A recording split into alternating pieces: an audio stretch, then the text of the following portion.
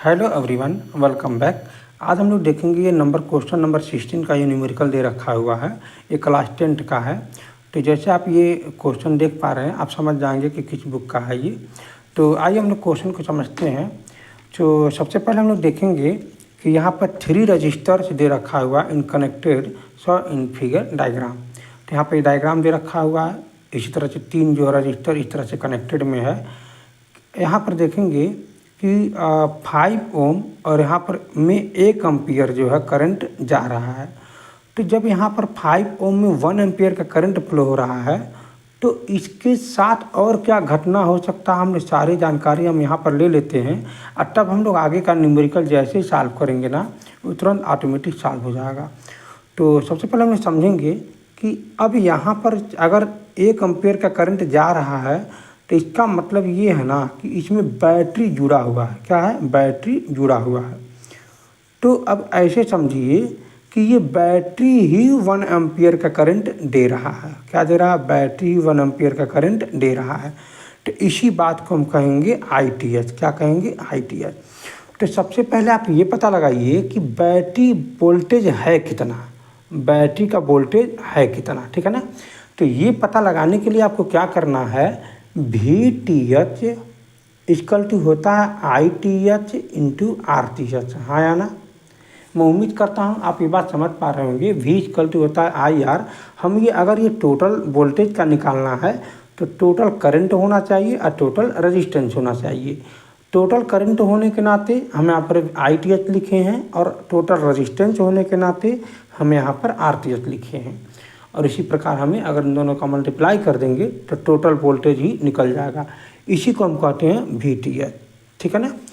तो अब हम समझेंगे कि ITH का मान यहाँ पर ऑटोमेटिकली आपको दिख रहा है कि यहाँ पर 1 एम्पियर का करंट घूम करके जा रहा है। तो ITH का मान यहाँ पर ये हो जाएगा 1 एम्पियर इंटू RTH। RTH निकालना है। तो RTH का मान निकालने के लिए आप पहले देखोगे कि ये दोनों जो है पैरेलल में है। तो पैरेलल में होने के लिए क्या फार्मूला होता है कनेक्शन में, कि मल्टीप्लाई करके ऐड करके डिवीजन कर देंगे। ठीक है ना? मल्टीप्लाई जब यहाँ पर आप करेंगे तो आप देखेंगे R का मान निकालने के लिए इस सीरीज वाले पैरेलल वाले को मल्टीप्लाई करेंगे तो 10 इंटू यहाँ पर क्या आ जाएगा 15 और ऐड करके डिवाइड कर देंगे, यानी 10 प्लस 15। जब इसको हम मल्टीप्लाई करेंगे तो 150 हो जाएगा और नीचे अगर ऐड करेंगे तो ये 25 हो जाएगा। इसको अगर आप कैंसिल कर देंगे तो 6 आ जाएगा। यानी ये जो है ना वो आपका 6 है। हाँ या ना? ये आपका पूरा 6 हो जाएगा। अब हम देखेंगे, अब ये हमारा टोटल 6 है, मतलब ये B और C, यानी इसी बात को बोलेंगे RBC। हाँ ना? तो अगर ये RBC हो गया, अब हमको टोटल निकालने के लिए 5 ओम भी है। तो इस हिसाब से ये RBC हो गया या 6 ओम हो गया और ये 5 ओम है। यानी ये 5 और ये पूरा 6 मिलकर कितना हो जाएगा 11। तो इसी बात को बोलेंगे जो RTH है वो 5 ओम यहाँ है और ये 6 ओम इन दोनों को ऐड करने पे आया है, तो ये मिल जाएगा 11 ओम। हाँ या ना?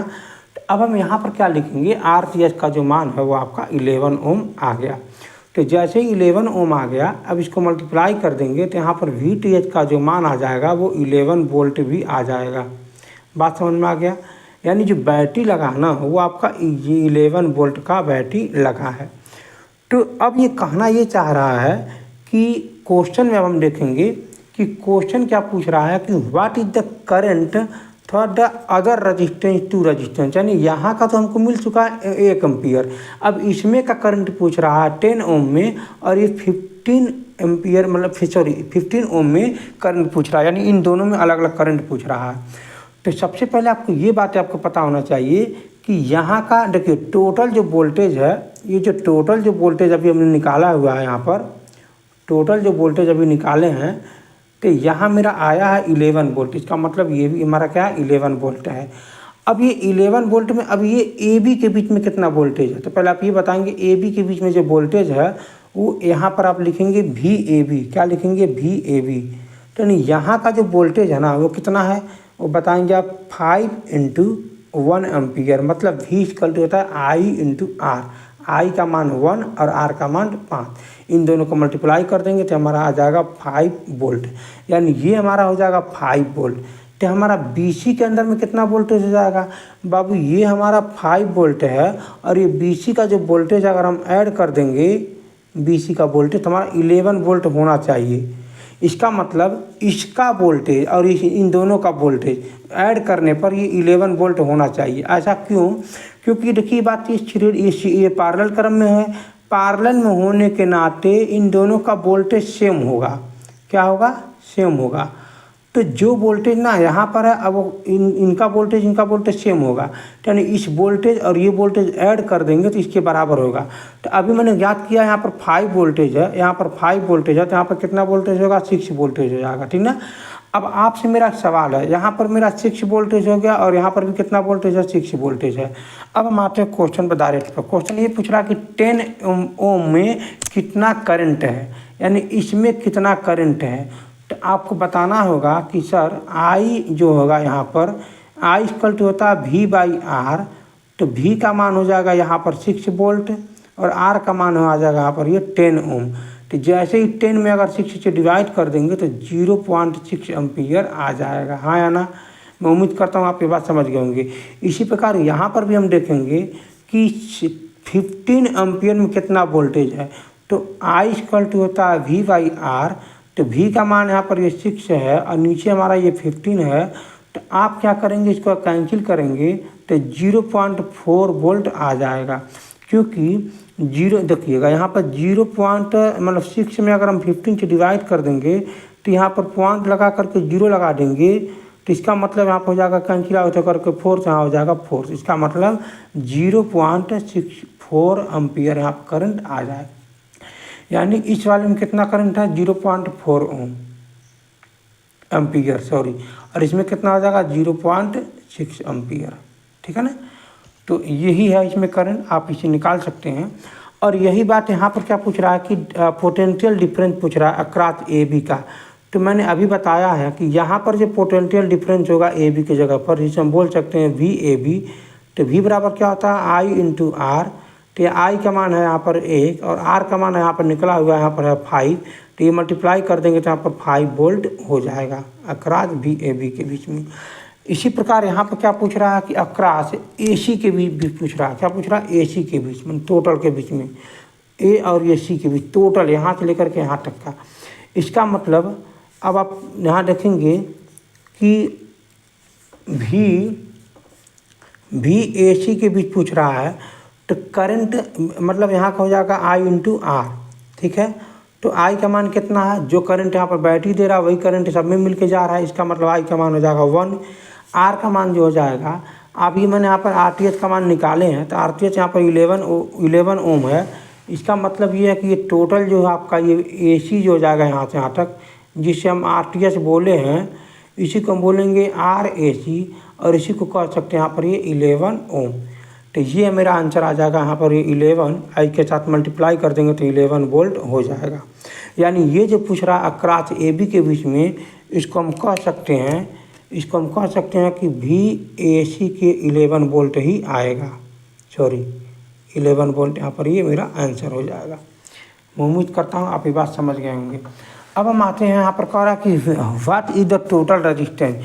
हमने यहाँ पर सबसे पहले टोटल रजिस्टेंस ही निकाला है और ये हमारा RTH 11 ओम आया है, इसका वही आंसर आएगा 11 ओम इसका। तो चलिए हम यहाँ पर फाइंड करते हैं टोटल रजिस्टेंस कैसे आएगा। तो सबसे पहले हमको इसी को सॉल्व करना चाहिए था यहाँ पर, तब जा कर के हमें ऊपर वाला लगाना चाहिए था, कोई बात नहीं। तो यहाँ हम देखेंगे कि यहाँ पर हम सबसे पहले क्या सॉल्व करेंगे? BC के मान, यानी सबसे पहले हम देखेंगे RBC का मान। तो RBC का जो मान हो जाएगा, कहेंगे यहाँ पर कि 1 मतलब RBC जांच करने के लिए हम कहेंगे कि 10 ओम एंड ये 15 ओम, ठीक है ना, इन पैरेलल, ठीक है।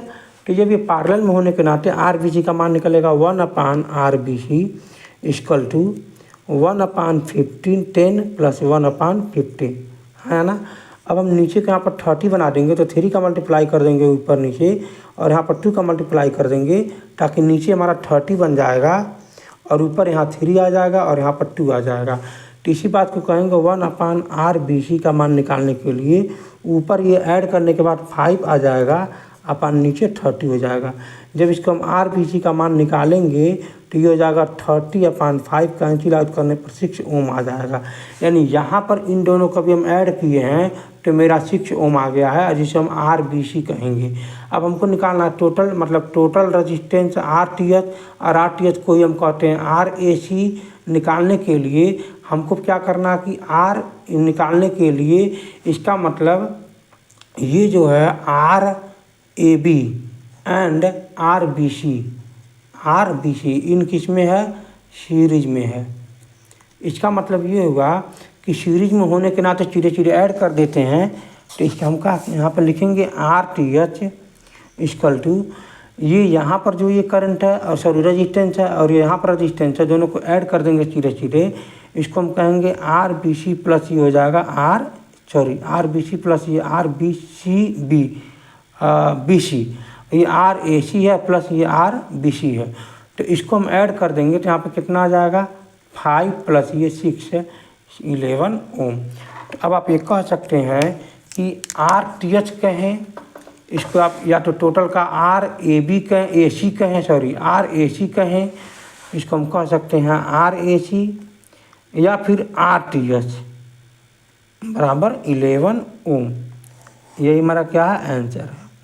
यानी जो आपका टोटल जो रेजिस्टेंस जो आया है, टोटल जो रेजिस्टेंस आया है आप इसे कह सकते हैं आर टी एच 11 ओम। यही हमारा आंसर है। तो मैं उम्मीद करता हूँ आप ये बात समझ गए होंगे। अगर आपको कहीं से भी डाउट रहा हो तो आप दोबारा से देखें, आपको समझ में आ जाएगा। तो आज के लिए सिर्फ इतना ही।